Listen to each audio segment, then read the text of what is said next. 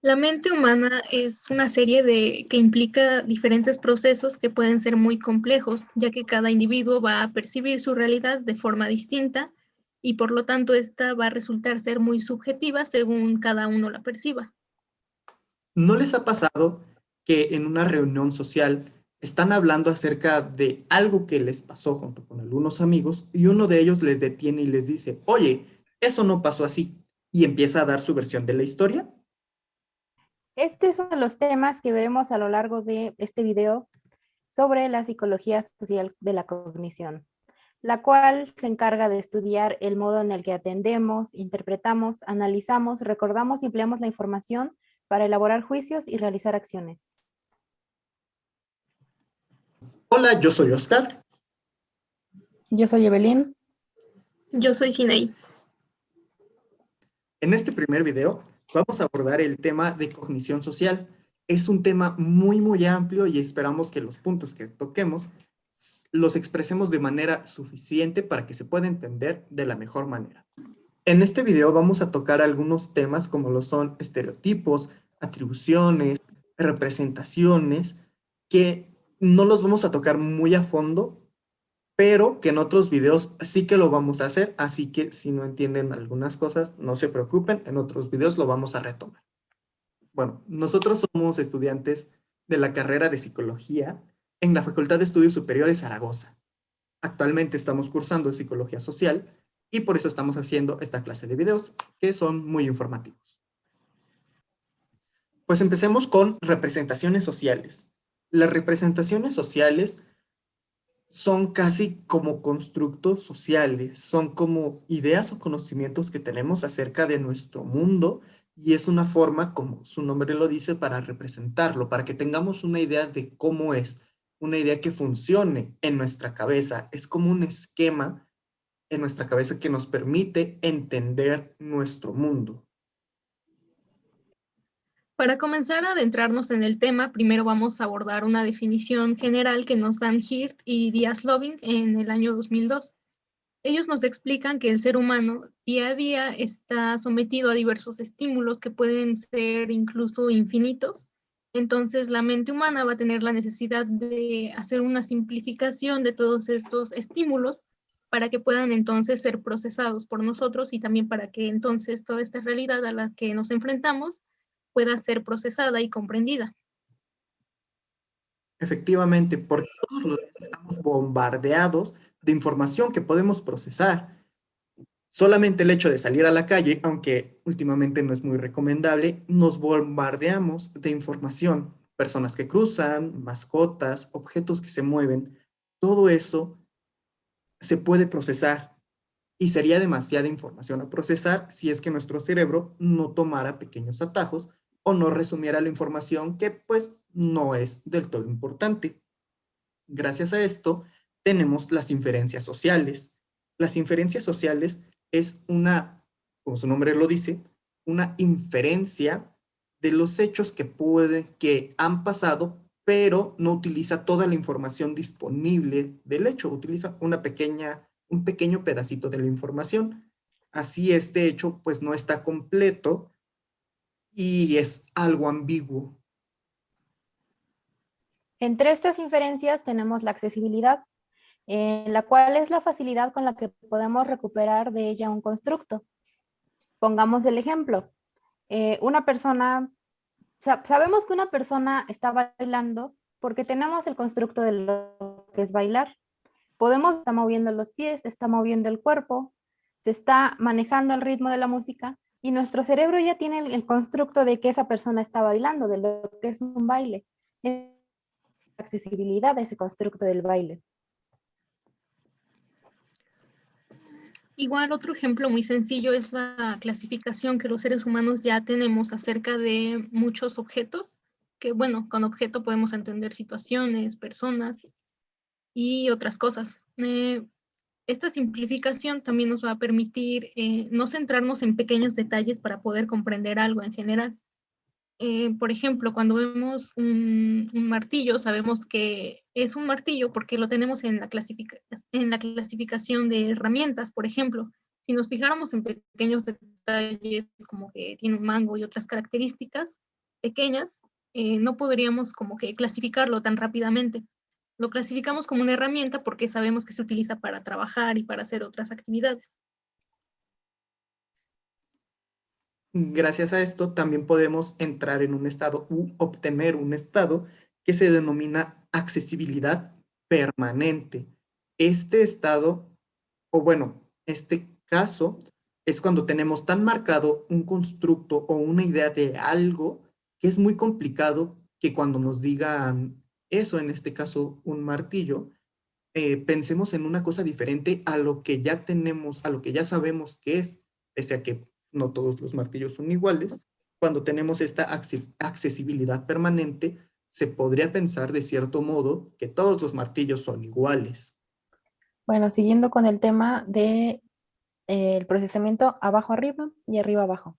Para empezar, el abajo arriba, pues inicia con el análisis de la información desde el nivel más bajo y luego va subiendo hacia la percepción.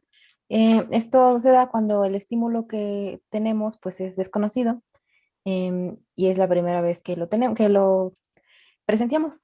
Por ejemplo, se me ocurre, cuando escuchamos el zumbido de un animal, pero tenemos desconocimiento del animal, lo primero que escuchamos es el sonido, entonces ya después lo vamos categorizando, si lo alcanzamos a percibir, vamos categorizando de acuerdo a los animales que conocemos y que sabemos que se parecen a el insecto que nos hizo el zumbido. También está el procesamiento arriba-abajo y este empieza con nuestras expectativas. Por ejemplo, vamos a acudir a una fiesta. Tenemos la expectativa de que no la vamos a pasar bien, de que vamos a estar con nuestros amigos, de que vamos a comer, de que vamos a bailar. Entonces, podemos llegar a la fiesta y podemos darnos cuenta de que nuestros amigos no asistieron, de que realmente no fue como nos lo estábamos esperando. Entonces, las expectativas se van reduciendo eh, y los conocimientos previos no funcionaron de tanto aquí porque tuvimos que conocer gente nueva y entonces se mueve hacia abajo en la forma en la que estamos interpretando la información, ya que podemos empezar con una expectativa acá y terminar con algo más acá. Claro, no podemos interpretar toda la información de manera abajo arriba, porque entonces tendríamos que interpretar, sobreinterpretar las cosas. O sea, no tenemos como por qué volver a repetir qué es una fiesta o qué son los amigos o quiénes son mis amigos. Ya lo sé y por eso tengo las expectativas tan arriba, porque ya he estado en otras fiestas, sé cómo son otras fiestas, sé cómo son mis amigos y obviamente me quiero divertir. Y para eso, como ya lo conozco y ya lo sé, no necesito volver a tratar de conocerlo y descubrirlo. Otro tipo de inferencia que tenemos es la facilitación, el cual es un fenómeno muy común y se da siempre que los efectos de un hecho anterior se transfieren e inciden en el interior de un hecho posterior. Bueno, para ejemplificar esto, tenemos la facilitación inmediata y esta la podemos ver representada en un experimento donde a un grupo de sujetos se le, antes de evaluar a una persona, se le presentaban algunas palabras como exitoso, amable y otros adjetivos que eran positivos. Posteriormente a esto les daban la fotografía de alguien y le pedían que hicieran una evaluación de esta persona de acuerdo a lo que ellos percibían. Y bueno, entonces los sujetos haciendo esta evaluación normalmente les atribuían características positivas a las personas. En cambio, en el segundo grupo, antes de hacer la evaluación, se les presentaron otras palabras, en este caso características negativas, que eran como ambicioso, descortés, entre otras. Entonces, posteriormente, cuando les presentaron las fotos de los sujetos y se les pidió hacer la evaluación, normalmente este grupo de sujetos al cual se les habían presentado palabras negativas, de igual forma hacían una evaluación que era más negativa de estas personas. Entonces, pues aquí podemos observar este efecto. Los facilitadores anteriores a los que ellos estuvieron expuestos tuvieron una influencia en las respuestas que dieron posteriormente, ya que eran, digamos que las palabras o los adjetivos que tenían ellos presentes en ese momento. Los juicios también interviene el contexto, qué está pasando, cómo nos sentimos y qué otras cosas anteriores han pasado, justamente la facilitación. Asimismo, tendemos a ajustar lo que pasa con la idea que nosotros tenemos de lo que debería pasar, más o menos como el por qué está pasando si es que no concuerda. Y es muy, muy común cuando hacemos un juicio con la información no completa. A estos juicios también les agregamos estereotipos. Y bueno, los estereotipos son a un grupo de personas que nosotros encasillamos y contiene información sobre los rasgos, las conductas y las características típicas del objeto o sujeto. Los estereotipos pueden ser individuales o pueden ser formados a través de nuestra convivencia con familiares o amigos. Lo que nos permiten los estereotipos es también reducir el flujo de información y realizar complejos juicios de una manera más manejable y más fácil. Por ejemplo, nos encontramos a una persona vestida de negro con un flequito que le cubre la mitad de la cara y rápidamente podemos catalogarlo como una persona perteneciente al... A los emos. A los emos. Alguien que se peina así. Seguro. Sí, y Repetimos. estereotipos para todas las personas. Solemos estereotipar a todas las personas que vemos. Ustedes ya me estereotiparon a mí y a mis amigas. A mí probablemente como el Greñas, pero... Sí, de hecho los estereotipos los observamos siempre y como bien mencionaba Eve, pueden ser incluso personales. Hay estereotipos que podríamos decir que son universales, ¿no? Como por ejemplo de las tribus urbanas. Simplemente con ver la apariencia de alguien ya podemos catalogarla en alguna tribu quizás, aunque ni siquiera lo sea, simplemente puede gustarle ese estilo, etcétera. Pero también existen, ¿cómo se llaman? Estereotipos más personales, ¿no? Por ejemplo, que pueden surgir a partir de alguna vivencia personal que hayamos tenido. Quizás una persona que tenía un estatus económico alto, quizás en alguna ocasión se portó grosero con nosotros, ¿no? Y quizás nos pasó no solo una, sino dos veces, y con esto ya puede ser suficiente para que entonces nosotros formemos este estereotipo de que quizás las personas con estatus económico alto son groseras. Y así es como se van formando. Los estereotipos también pueden originar algo llamado profecía que se autocumple, que podemos influir tanto en esa persona que haga que realmente las acciones que nosotros le estamos poniendo realmente las lleve a cabo o realmente tenga esa finalidad. Por ejemplo, si le decimos a una persona, es que tú te vistes, no sé, rarito, seguramente tú no sacas buenas calificaciones. Podríamos influir para que esa persona realmente no saque buenas calificaciones, a pesar de que tal vez no sea una persona así, pero por el hecho de su imagen ya lo estamos estereotipando y esa persona lo puede tomar como como una afirmación de que realmente no es una persona que tenga que sacar buenas calificaciones. Claro, y nos pasa con muchas otras cosas, como cuando le dice, pues es que te ves feíto, es que sí estás feíto, y esto y el otro. Ya no solo con el estereotipo, la persona se termina creyendo tanto eso y lo termina cumpliendo, no solo con el estás feíto, sino como estás feíto y no vas a tener novia. Y mientras más personas se lo digan y más constante lo vaya escuchando, es muy probable que esa persona pase sin novia o sin pareja un buen rato. En el caso de la profecía autocumplida, también podemos notarlo yo recuerdo dos experimentos. El primero tiene que ver algo acerca de los prejuicios que se tienen hacia la apariencia física. En este caso se hablaba específicamente de la belleza. Y este experimento consistía de dos grupos de personas a los cuales al primero se les mostraba la fotografía de una persona que era muy atractiva, después de una persona que era medianamente atractiva físicamente y en tercer lugar de personas que no eran nada atractivas. Entonces, de igual forma se pedía que hicieran una evaluación acerca de cómo ellos percibían a estas personas o cómo creían que eran. Entonces los resultados fueron como mostraba la hipótesis inicial, en la cual decía que normalmente a las personas físicamente atractivas se les iban a atribuir muchas cualidades positivas como el éxito, entre otras. Entonces, a las personas que eran medianamente atractivas se les atribuían otras características, digamos que más neutras, y finalmente a las personas que no eran atractivas físicamente se les atribuían algunas otras características que pueden resultar como más negativas, como que eran quizás descorteses, entre otras cosas. Entonces, bueno, en este experimento podemos observar, digamos, cierto prejuicio ante la apariencia física. Y bueno, como decía Eve, a veces el hacer un prejuicio o un estereotipo de una persona puede afectarle a esa persona, pero también digamos que puede afectar nuestra percepción en general.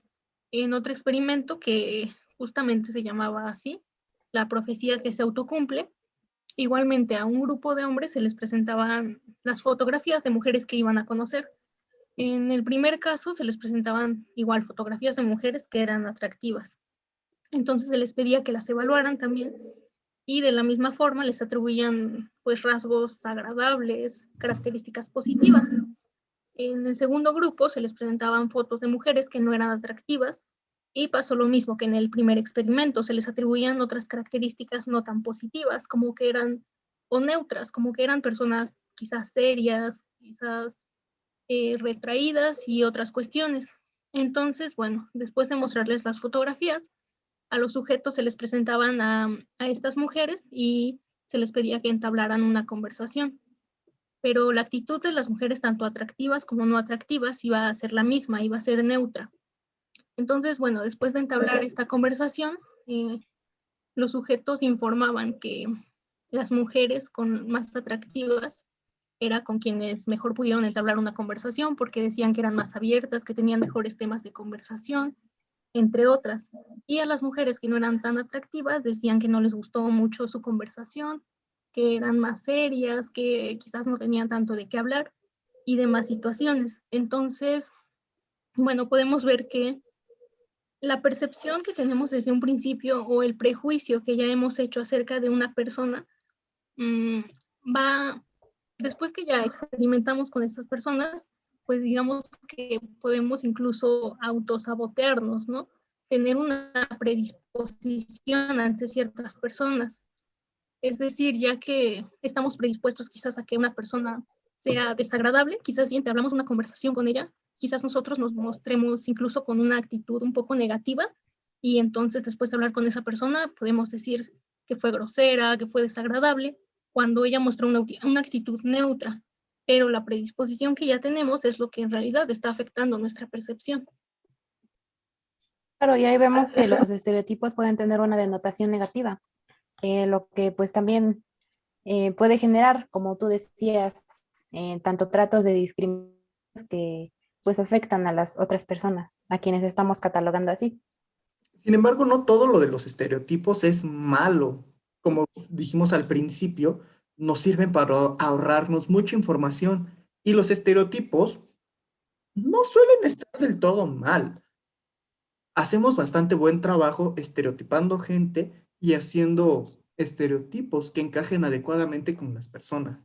Si bien usarlos demasiado y tratar a las personas como creemos que son esos estereotipos está mal, pero no quiere decir que los estereotipos por sí mismos sean malos. Algunos estereotipos nos ayudan a prevenirnos a nosotros mismos, como por ejemplo cuando vemos a alguien que se ve no tan agradable, que te da mala espina, lo encajas en un estereotipo de que puede ser un asaltante, entonces te previenes de esa persona. A lo mejor no te subes a ese transporte o te cambias del lado de la acera o entras a una tienda para evitar el peligro, solamente por el hecho de estereotipar a una persona. Como estamos diciendo, los estereotipos no son malos, pero no todo en ellos es bueno. Hay que encontrarle su balance. Podría ser Yo que nos creo también que perdamos la oportunidad de conocer a una persona porque le estamos estereotipando como que nos va a robar, ¿no? También podría pasar. sí, yo creo que idealmente pues muchas personas diríamos que los estereotipos no son buenos porque te predisponen o te hacen juzgar a otras personas. Pero como decía Oscar, sí tienen una función importante que creo que es importante cuando hay un, digamos, un peligro inmediato, cuando no tienes el tiempo de decir, esa persona se ve peligrosa, pero quizás no lo sea, voy a conocerla, ¿no? Obviamente, si tú la ves peligrosa, pongamos por ejemplo, porque tiene tatuajes y cosas así, ¿no? Entonces, en ese momento creo que sí es algo funcional, porque te está previniendo de un posible, pues sí, de un posible peligro o de que algo malo te suceda. Entonces, creo que en esa parte sí tienen un grado alto de funcionalidad. Sin embargo, si no somos conscientes de que tenemos estereotipos, podemos utilizarlos a diario para ir juzgando personas, ¿no?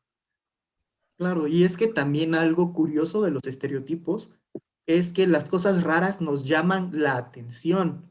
Entonces, pues, cosas raras, bueno, personas medianamente raras haciendo cosas no tan normales, tendemos a estereotiparlas mucho, como por ejemplo, mm, mm, no sé, alguien que va vestido como con esas pijamas de animalitos muy kawaiis, comunes últimamente, que está corriendo por todos lados.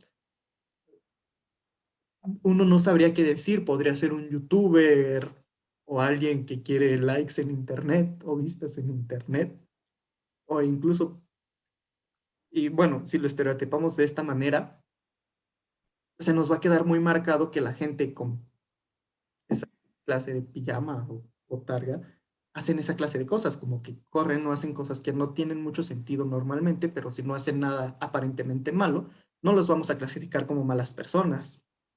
Es una forma en la que se pueden crear los estereotipos. Y también solemos acomodar la información de manera de que nuestro estereotipo se cumpla, porque a nuestro cerebro no le es como muy grato que el estereotipo que tiene no se cumpla. O sea, si vemos a alguien que se ve bien malandro, pandillero, ayudando a una viejita, podríamos completamente cambiar como la historia y decir es que no le estaba robando, no le estaba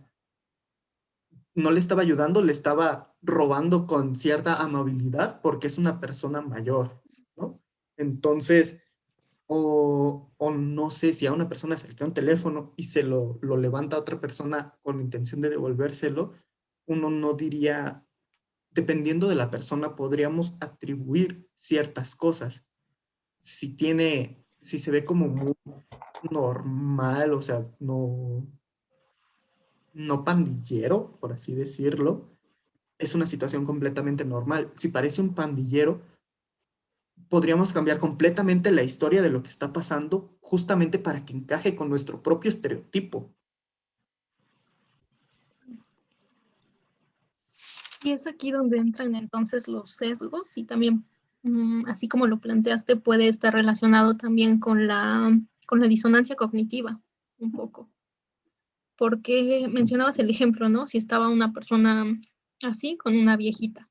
Eh, Quizás este estereotipo que tenemos nos va a impulsar a decir eso que dijiste. Quizás no le está ayudando a cruzar la calle, más bien le está robando o lo hace porque tiene algún interés, ¿no? Pero no porque sea una buena persona, porque en mi cabeza está ese constructo de que no es una buena persona. Entonces vamos a tratar de justificarlo con esto de tendrá algún interés o algo por el estilo. Y eso es lo que nos dice uno de los sesgos, que cuando se presenta algo diferente a la concepción que nosotros tenemos, vamos a ignorar quizás algunas señales como de que está siendo una buena persona, está siendo una persona amable porque le está ayudando a cruzar. Y vamos a tratar de incorporar otros que se ajusten más al estereotipo que tenemos. Entonces, igual me suena algo relacionado con la disonancia cognitiva, quizás. Otro tema que podemos ver dentro de estos es la atribución. La atribución básicamente es tratar de encontrarle o de darle un porqué a las cosas. Eh, Tratar de encontrar su origen. Y ante este origen, pues podemos agarrarnos de diferentes cosas, por así decirlo, de diferentes factores. Están los factores internos que son propios de la persona. Entonces, cuando algo no sale bien, solemos atribuirlo a factores externos. Me salió bien esto porque soy muy bueno. Y también existen los factores externos, que son factores del medio ambiente, por ejemplo, cosas que están más allá de nosotros y los solemos atribuir cuando las cosas no nos salen bien. Es como de, pues me salió mal esto por cualquier otra cosa que no sea yo. Otros procesos importantes de la atribución son los factores tanto internos como los factores externos. Y los factores internos hacen referencia cuando nosotros realizamos un juicio respecto a otra persona. Cuando realizamos este juicio hacia otra persona, nosotros vamos a tener la tendencia a culparlos por alguna situación que estén presentando. Por ejemplo, si vemos a personas en situación de pobreza, vamos a atribuir que están en esa situación por factores que tienen que ver con ellos mismos. Algo así como darles toda la responsabilidad o como si todo fuera su culpa. Cuando observamos así a personas en esa situación, podemos decir que es su culpa, que quizás no se esfuerzan demasiado, que quizás no trabajan, que son muy flojos y otras. Entonces, en los factores externos normalmente los aplicamos en nosotros mismos como una especie de justificación. Por ejemplo, si nosotros nos encontramos en esa situación de pobreza, vamos a decir que esto se debe a factores que están fuera de nuestras manos.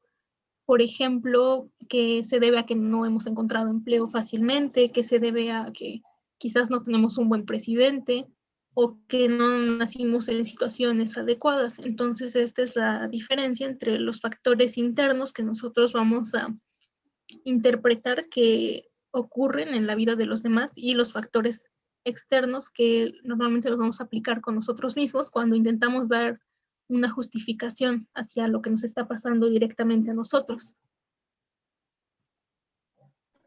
Bueno, por otra parte tenemos la teoría de la indefensión aprendida de Seligman, citada en Ovejero en 2010.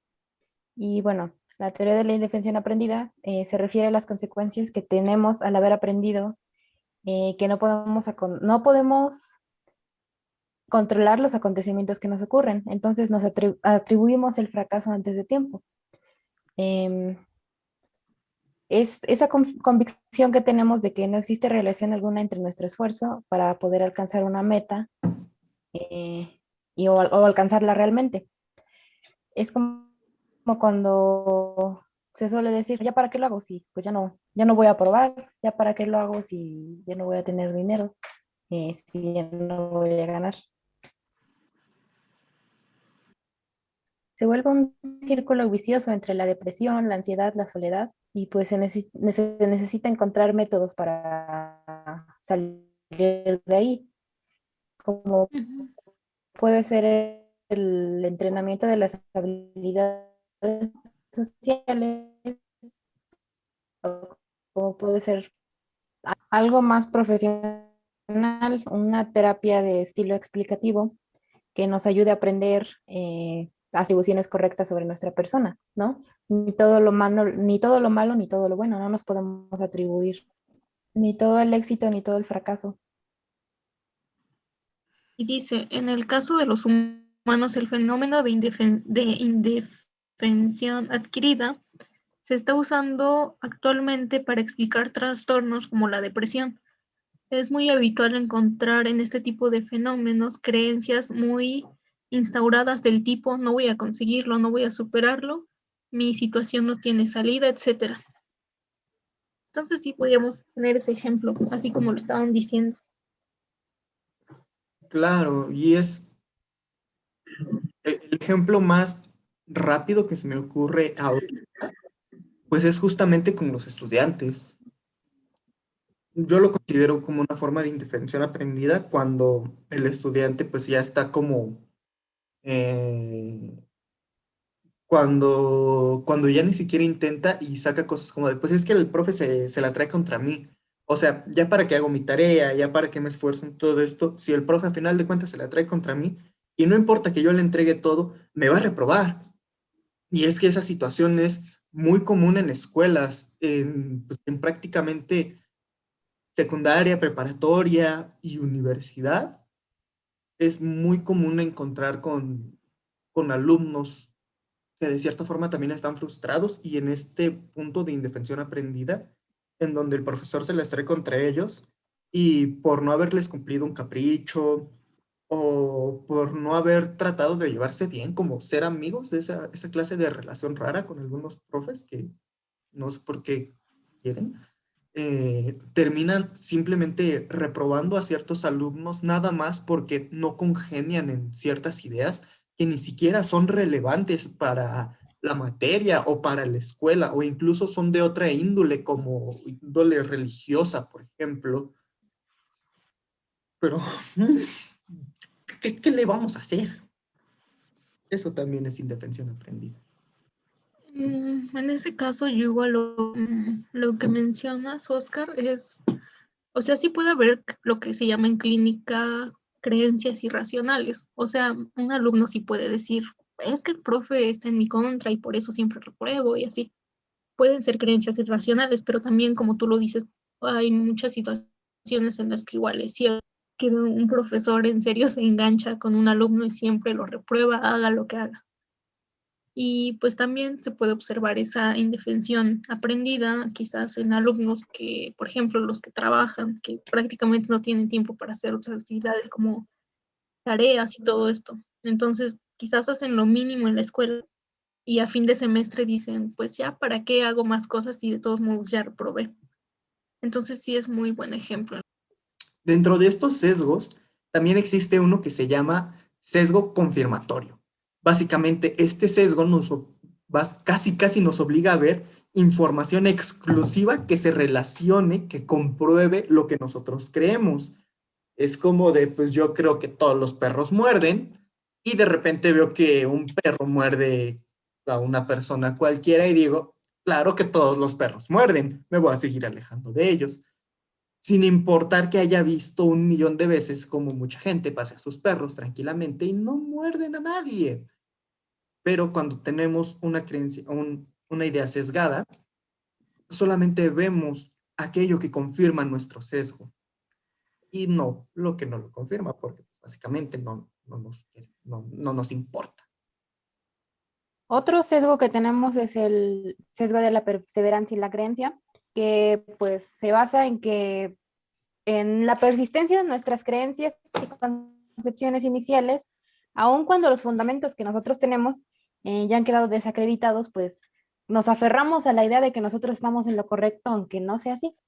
Un ejemplo de eso tenemos en la que se da, ¿no?, entre las personas a favor del aborto y las que están en contra, que a pesar de que ya hay un montón de información científica que dice que pues realmente un feto de menos de 12 semanas no tiene como tal conciencia de sí mismo ni dolor, pues obviamente una persona que está en contra, a pesar de conocer esta información, la va a desacreditar y decir que esto no es así. De hecho, este sesgo me recuerda mucho a Kerlinger y su tipo de conocimiento por tenacidad. Me parece que son muy similares. Este sesgo me recuerda mucho a los terraplanistas que están jode y jode que la Tierra es plana cuando maldita sea la Tierra es un esferoide muy bonito. Vean Gravity para más información. Sí, de hecho hay creencias que en serio perduran, como esa de los terraplanistas.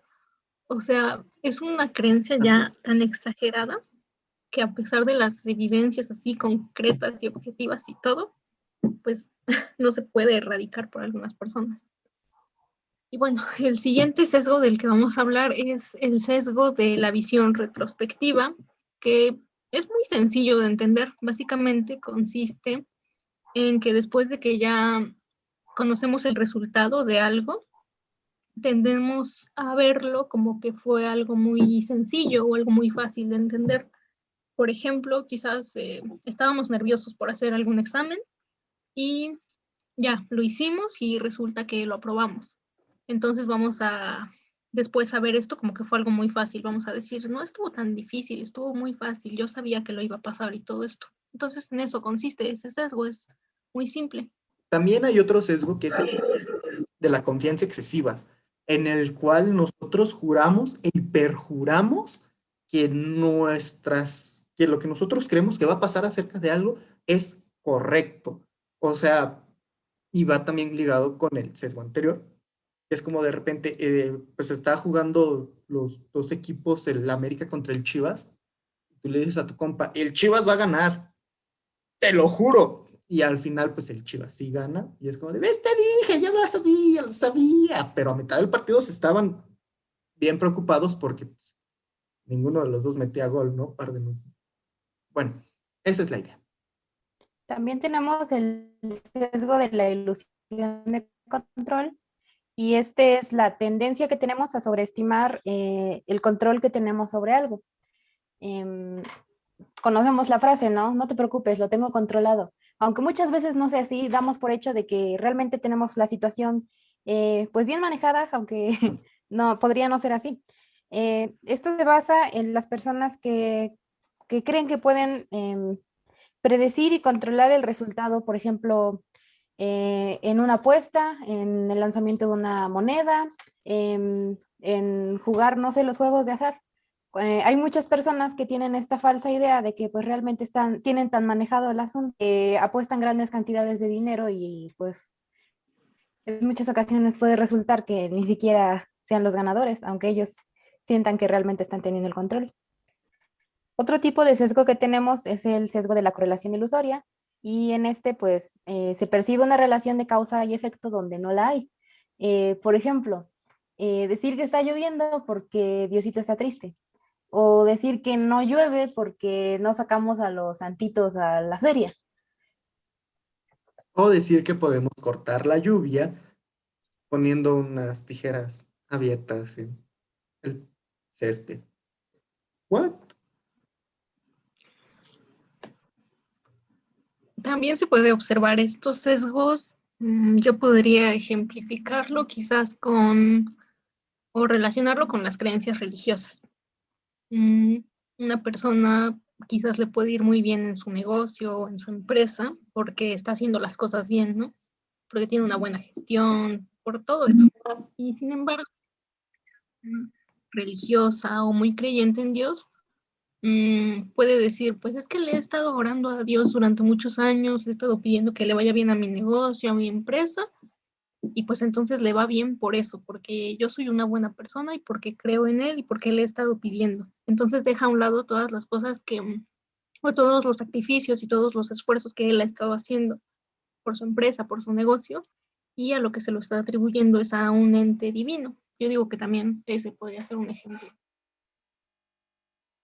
Claro. Y esto de las creencias religiosas es súper común. O sea, pues hay santitos para todo. Y siempre es como de, tienes esto o el otro y te dicen, ah, pues haz esto, rézale a este santito porque te juro que te va a servir. Y si de pura casualidad sí se cumplió lo que estabas rezando, es como de, y dije, y volvemos a otro sesgo. Uh-huh. Ay,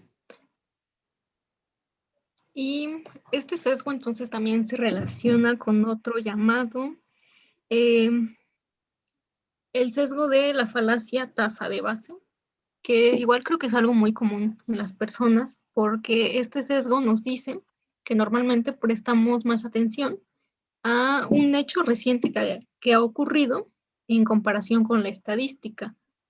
Por ejemplo, podemos decir que se me ocurre que, por ejemplo, supimos de que algún familiar o un amigo tuvo un accidente aéreo en un avión, ¿no? Por ejemplo. Y ya entonces decimos, no me quiero subir a un avión, no quiero viajar en avión porque los accidentes en avión son muy comunes y a mí me da miedo. Entonces estamos tomando ese hecho aislado porque ocurrió recientemente y lo tenemos presente.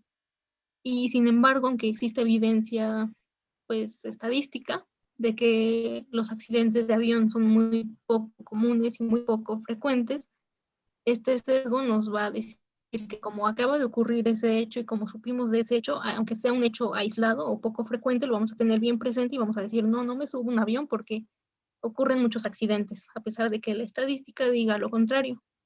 Y bueno, eso es algo también muy común que nos pasa. Claro, Igual lo podemos notar cuando ocurre un robo, ¿no? Cuando nos roban, pues días después nos mantenemos como que en alerta, como que esperando que la persona regrese a robarnos tal vez más, cuando pues no siempre es así, o en la mayoría de los casos no es así. Ujú. y es que también nuestra memoria es súper imprecisa, o sea, nosotros no somos como nuestro teléfono o como una USB que guarda los datos tal cual pasaron. Nuestra memoria básicamente, haciendo esa comparación, vuelve a calcular lo que pasó para darnos una aproximación de lo que pasó. Entonces, nuestra memoria está llena, llena, llena de huecos, de fallos y de cosas que pueden cambiar. Y asimismo, hay cosas que se pueden, digamos, olvidar y después de un tiempo recordar, aunque hayan pasado muchos años. Como por ejemplo con las canciones que escuchábamos en la infancia, no sé, de series viejas o algo así, que uno pues ni se acuerda que se acuerda, hasta que de repente vuelve a escuchar la canción y todavía la puedes cantar porque todavía te la sabes. No estás muy seguro bien de cómo te la sabes, pero si la escuchas, claro que te la sabes, claro que sí. Y también está pues un caso, digamos, diferente, que es el de la falsa memoria, en donde, como les decía hace ratito, que nosotros básicamente reconstruimos lo que pasó, lo volvemos a calcular para tener una aproximación de lo que pasó. Entonces, tendemos a caer en muchos, muchos fallos. Fallos que pueden ser tan fáciles como el color de la ropa o el tipo de ropa que llevaba alguien en determinado momento, hasta inventarnos historias completamente inexistentes que nunca pasaron y que a lo mejor son lo que otra persona nos contó, pero vaya, vaya que se da y es muy probable que algunas de nuestras memorias no sean del todo nuestras y que solamente nos hayamos agregado ahí a la historia de alguien más. Palabra de Dios. Bueno, tal vez no. De Palabra. hecho, la memoria, bueno, sí, como tú lo dices, la memoria humana tiene, y eso está demostrado, que tiene muchas, pues sí, muchas fallas. Y a más aparte, lo que hemos dicho de todos los sesgos y todo esto. Y además, también la percepción que tenemos cada quien de cada persona, igual en el ejemplo de que cada persona va a tener una percepción de acuerdo a lo que tenga más presente. Se ponía el ejemplo de una misma persona. Dos personas distintas conocen a una persona y digamos que esta persona es muy buena en matemáticas, tiene muchos conocimientos y todo, pero sin embargo digamos que es poco sociable o que descuida mucho su vida social. Entonces, bueno, una de las personas que lo conoce es quizás es una persona experta en matemáticas y todo esto. Cuando conoce a la persona, va a decir que esta es una persona muy brillante, que es una persona muy valiosa, porque está enfocada únicamente en este conocimiento. Entonces, si conoce a otra persona con un conocimiento así, va a decir que es una persona brillante, etcétera. Sin embargo, si la otra persona que lo conoció es una persona que quizás se fija más en los ámbitos sociales, como en que es bueno interactuar con otras personas, tener una buena vida social, al conocer a esta persona va a decir que, pues que es una persona quizás que no va a llegar muy lejos en la vida o cosas así. Entonces, de una persona vemos como otras personas la van a interpretar de acuerdo a lo que ellas tienen más presente. Entonces, bueno, a todo esto creo que sí es muy complejo el poder decir que tenemos una visión objetiva de la realidad, porque siempre van a estar influyendo en nosotros todos estos sesgos o todas estas fallas de memoria incluso.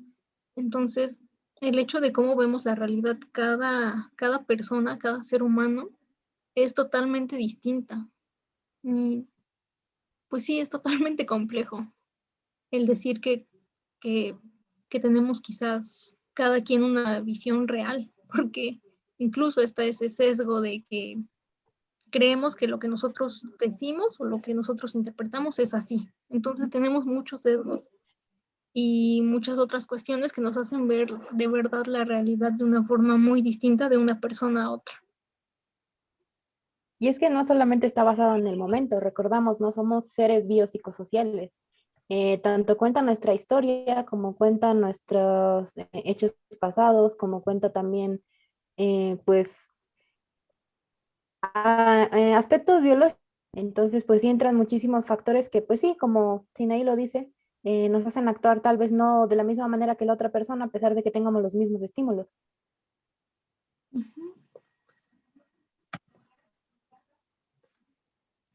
Sí, de hecho también va a estar influyendo mucho toda, pues en el contexto en que nos hayamos desarrollado, que creo que es algo que igual muchas veces no nos permite ver más allá. Por ejemplo, creo que todos hemos escuchado a personas que dicen, por ejemplo, tú estás deprimido porque quieres, o tú no eres feliz porque quieres, porque en la vida hay muchas cosas para disfrutarla y tú no la valoras, o cosas por el estilo.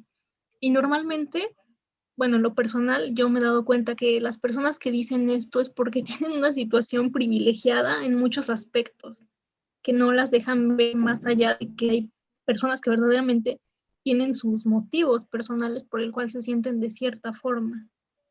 Y sin embargo se lanzan a juzgar y a decir que la realidad es tal como ellos dicen, porque están en otra situación totalmente distinta.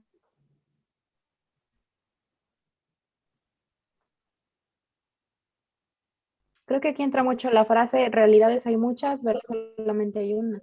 Y sí, realmente no sabemos por lo que pasa en la realidad, en qué se diferencian a nosotras y pues sí, las cosas por las que están viviendo.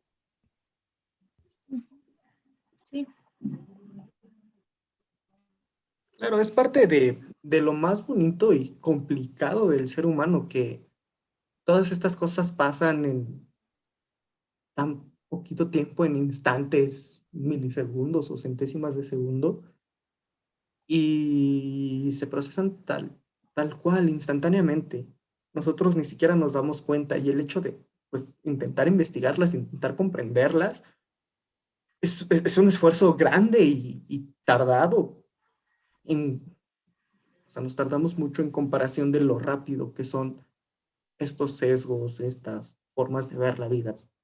Todo pasa tan rápido en nuestra cabeza que no nos podemos dar cuenta hasta que nos detenemos a verlo, no en nosotros mismos, sino en los demás. Y pues no solamente una vez, sino repetidas y repetidas veces. Bueno, esto ha sido todo por el día de hoy. Esperamos que esta plática les haya servido para comprender un poco estos temas relacionados con la cognición social. Y próximamente estaremos con más videos acerca de todos estos temas de psicología social. Si te ha gustado el video, no te olvides de darle like y púcale al botoncito rojo de suscríbete. Adiós, adiós, adiós.